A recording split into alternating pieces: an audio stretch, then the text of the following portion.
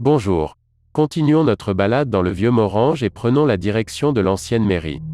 La construction de l'ancien hôtel de ville date de quelques années après l'annexion de 1870, en remplacement d'une ancienne mairie datant de 1862.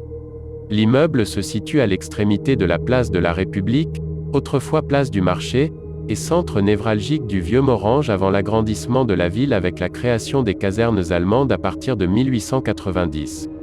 À l'origine, l'école primaire de la ville se situait au rez-de-chaussée, jusqu'à ce que soient créées la Mittelschule et la Realschule, tandis que les bureaux de la municipalité occupaient l'étage.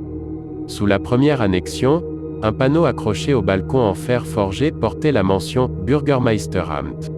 Sur l'arrière du bâtiment, et donnant sur la rue Castelnau, se trouvait autrefois un bureau d'octroi, une pancarte indiquait « Octroi et Bestel ».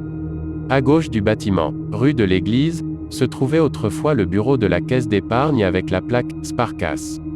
Lors des cérémonies, le bâtiment était bien souvent richement orné de guirlandes et pavoisé de drapeaux, comme lors des visites de l'empereur Guillaume II. La façade de l'ancienne mairie fut une première fois rénovée et transformée par l'occupant durant la Seconde Guerre mondiale. En 1950, les dommages de guerre permirent une restauration générale de l'édifice, mais lors de ces travaux, des ornements en pierre de taille sur les portes et les fenêtres furent supprimés. Au-dessus de l'entrée principale subsistent les armoiries de Morhange.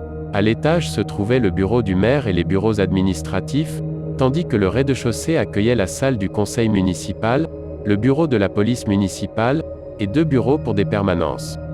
Une nouvelle mairie est inaugurée place Béraud le 28 janvier 1989, à l'initiative du maire Daniel Sudan. Le bâtiment accueillera dès lors la Maison des Jeunes et de la Culture.